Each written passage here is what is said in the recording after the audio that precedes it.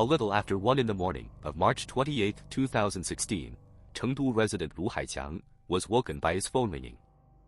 The unusual timing of the call wasn't especially concerning for the small business owner who often worked late into the night, attempting to grow his company in the Sichuan province capital city. However, when he answered the phone, he found it difficult to comprehend what he was hearing. The caller was a staff member of Sichuan Normal University, where the cousin of Lu Haiqiang was studying. The cousins hailed from the Gansu province city Baiyin, 970 kilometers to the north. So with Lu Haiqiang already living in Chengdu, he was named the emergency contact for his cousin Lu Haiqing. The caller from the university told Lu Haiqiang there had been an incident on campus, and he needed to come to the school immediately, as his cousin was showing no signs of life. Without wasting time asking any questions, Lu Haiqiang jumped out of bed, dressed, and rushed to the university. On the journey to the campus, his mind raced with what could have possibly happened. He remembered the last time he spoke with his cousin was only 2 days prior. During the conversation, Lu Haiqing asked to borrow 800 yuan, around 114 USD, to pay an installment on a recently purchased computer. Along with asking for the loan, his cousin also complained about having issues with one of his roommates, making him unhappy, but didn't go into much detail about the problems. Recalling the conversation, Lu Haiqiang began to worry that his cousin had done something that was unfortunately far too common for students in China, and taken his own life. However, on reaching the university, he would soon discover he was very wrong. Lu Haiqiang immediately noticed the unusually heavy police presence of armed officers, outside and inside the campus. He was greeted by police with senior university management, and asked to prove his identity before being allowed past the cordon. As they quickly walked towards the student dormitories, neither the police nor the university staff spoke, until reaching a first-floor study room. The police officer informed Lu Haiqiang his cousin was deceased, and they needed him to positively identify the body before it was removed for forensic examination. His mind still not fully able to take in what he was hearing, Lu Haiqiang agreed, but before going into the study room, the police officer warned him what he was about to see was especially disturbing, and if he couldn't handle it or felt the need to vomit, he should leave the room. Lu Haiqiang steeled himself and told the officer he was fine, but once in the room, nothing could have possibly prepared him for the sight that greeted him. The floor of the study room was covered in puddles of blood, and blood splatter decorated the walls and desks. Almost in a daze, Lu Haiqiang approached the ominous body bag containing his cousin, and when it was opened, Lu Haiqiang took a moment to realize what exactly he was looking at. At first he struggled to recognize his cousin, given the victim's face was caked in blood from several deep wounds, but Lu Haiqiang managed to identify the clothes the victim was wearing as items he'd handed down to his cousin. It was when taking a closer look, he suddenly came to the realization his cousin's head was no longer attached to his body. The shocking sight overwhelmed him, and Lu Haiqiang quickly exited the crime scene and immediately vomited. Once he'd somewhat collected himself, he confirmed the body was indeed his cousin Lu Haiqing, and asked what had happened. With it still being early into the investigation, police were only able to tell him that his cousin got into an altercation with another student, who was currently in custody. They then informed Lu Haiqiang that he could go to his cousin's dorm room and collect his belongings, before accompanying them to the police station. The dorm was only 20 meters from the crime scene, and Lu Haiqiang entered to see his cousin's roommates sat chain-smoking in silence, terrified looks on their faces. The students said nothing to Lu Haiqiang as he began packing his cousin's possessions, but he noticed that of the 6 students sharing the room, which included his cousin, only 4 remained.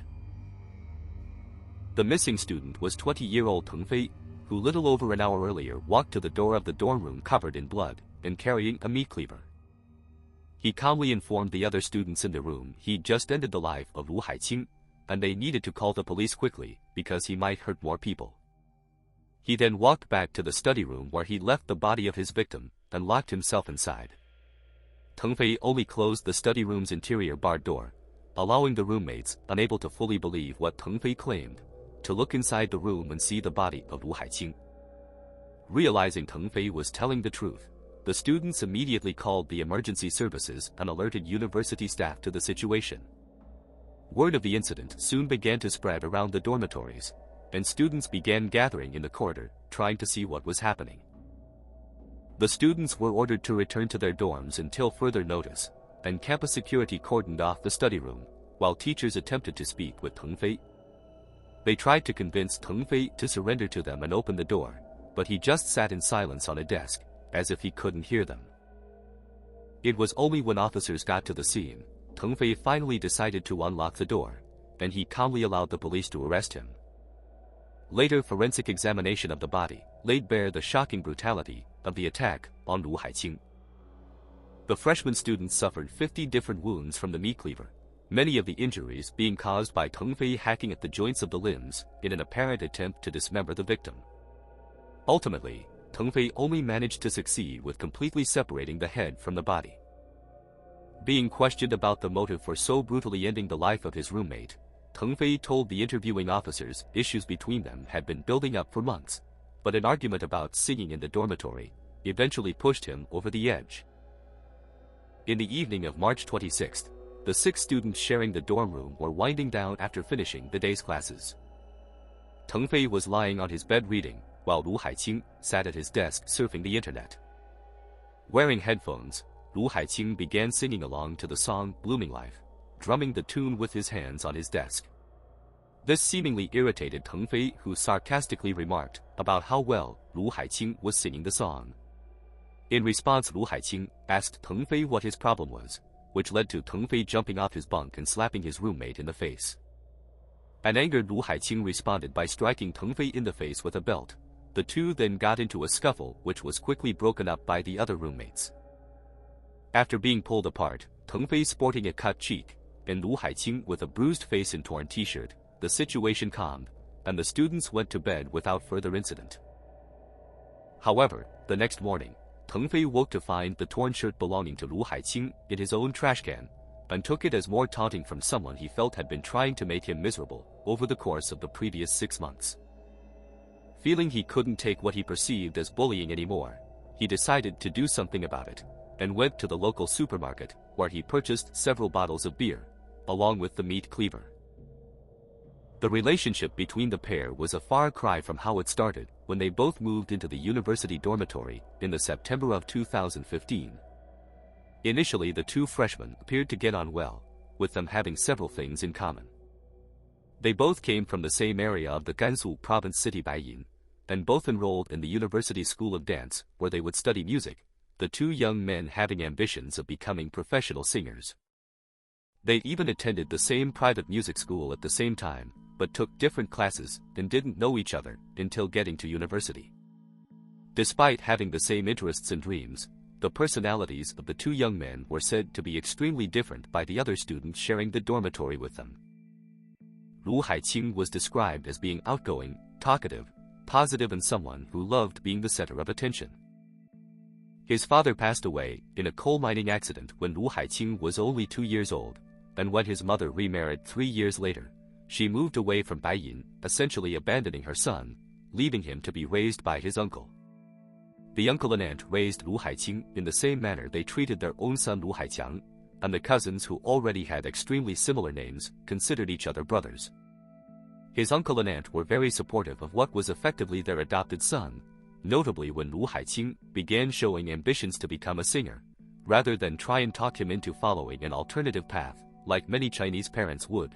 They encouraged him and did everything they could to help.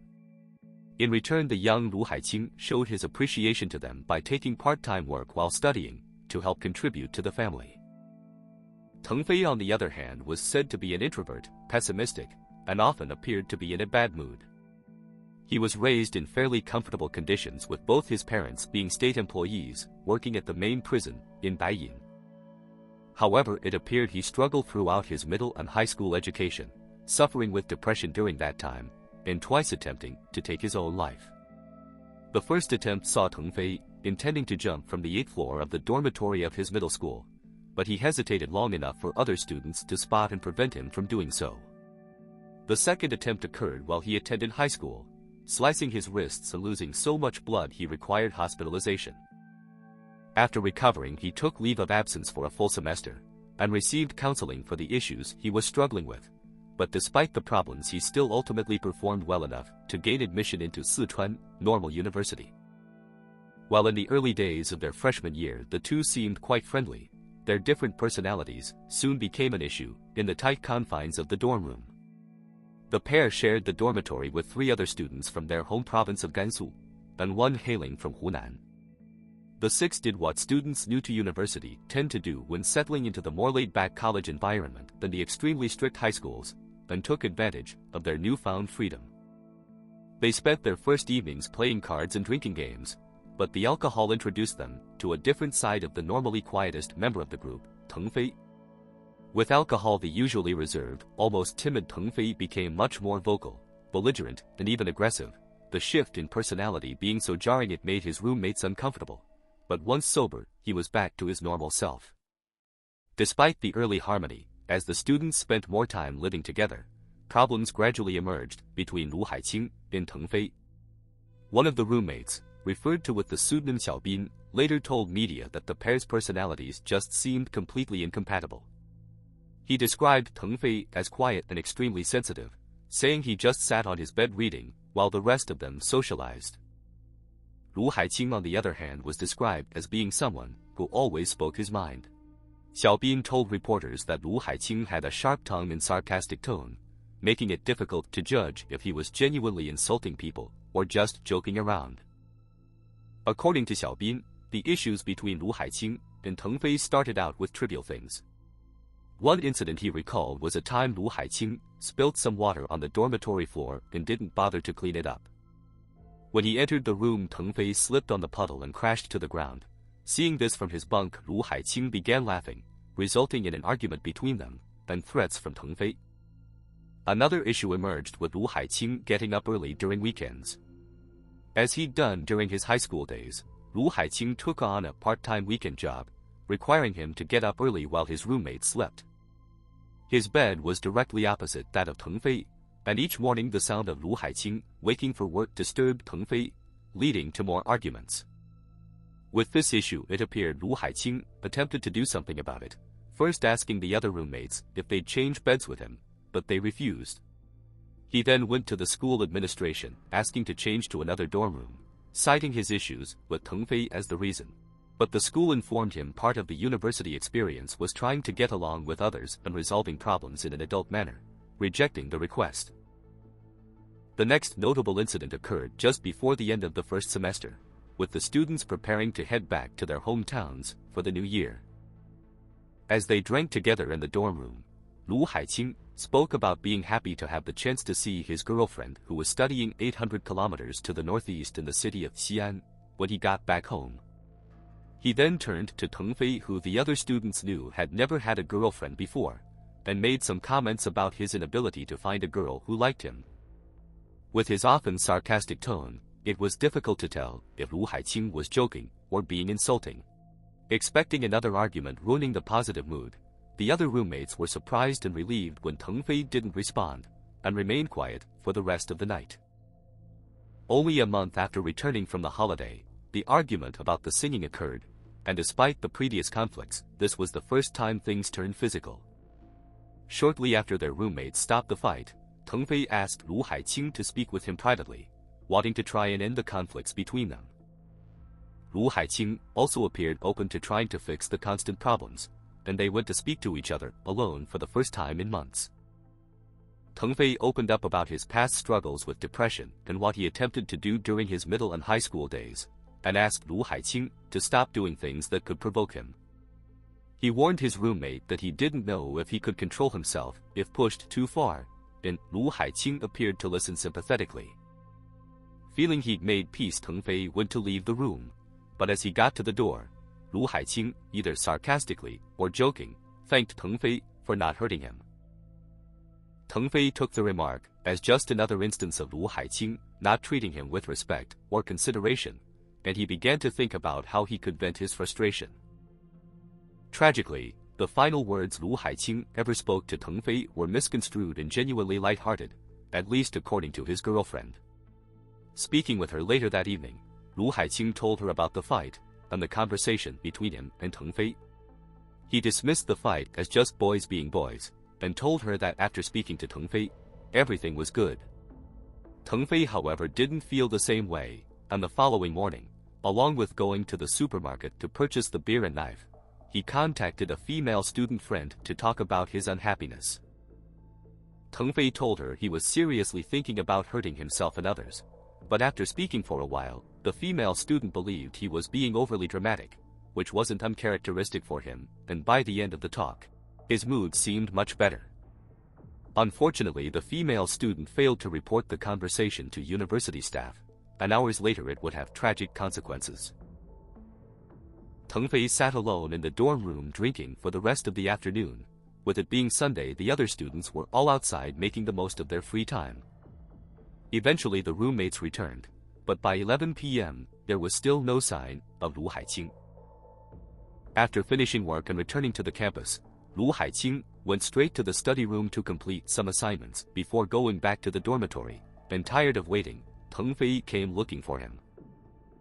Without saying anything, Teng Fei shut the door behind him and immediately attacked the unsuspecting Lu Haiqing with the meat cleaver, furiously hacking at his roommate's neck.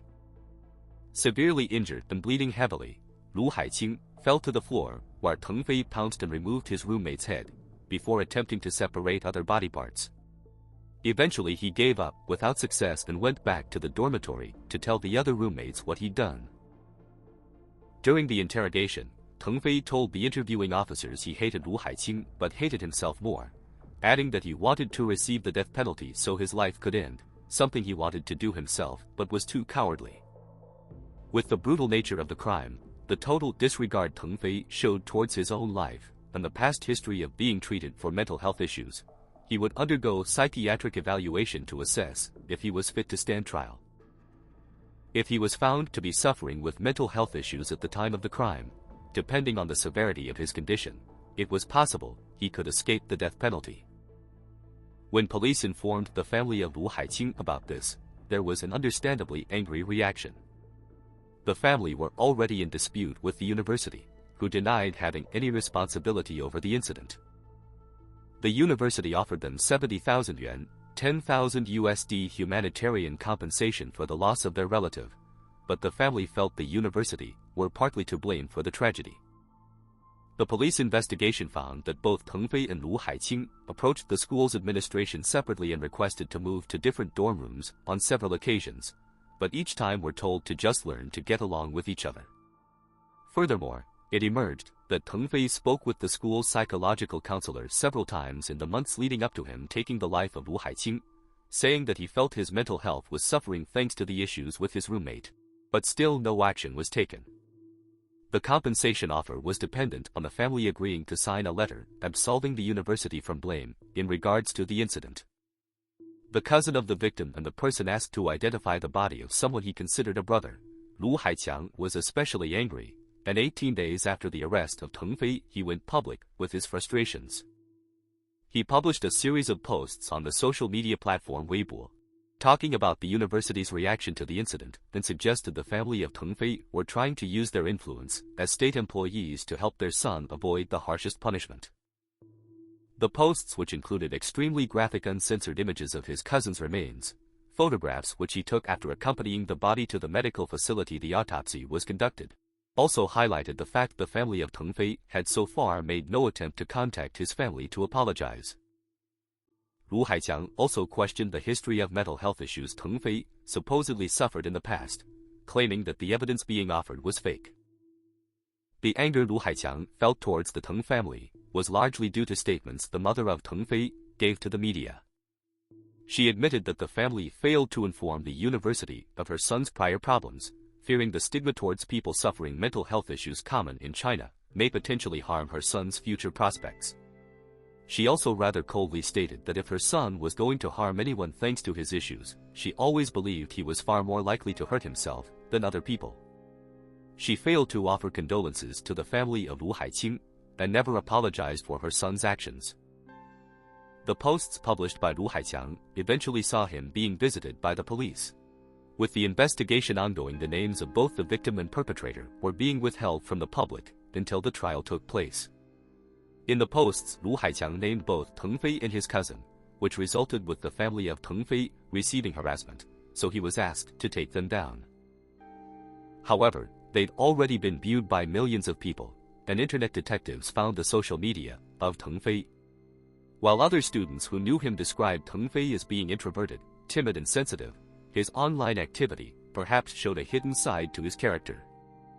His posts showed a much more aggressive, angry, and even violent temperament. The unearthed social media activity was used to further accuse the university of not taking the issues between Teng Fei and Lu Haiqing seriously enough, and they should have done more to prevent the tragedy. The university defended itself by saying they didn't and couldn't monitor students' social media activity, and were completely unaware of the posts. The family of Lu Haiqing had refused to sign the letter absolving the university of blame, and consequently didn't get the compensation. However, with the university now receiving significant negative publicity, they gave the family 65,000 yuan, $9,000 for funeral costs and other expenses, no strings attached. The family remained unhappy with the university and filed a civil suit, suing the school for 1.7 million yuan, around $240,000. On November 22, 2016, Teng Fei appeared in court charged with the intentional homicide of Lu Haiqing. With him having already confessed, the only point in question was his punishment. The psychological evaluation concluded he suffered from severe depression.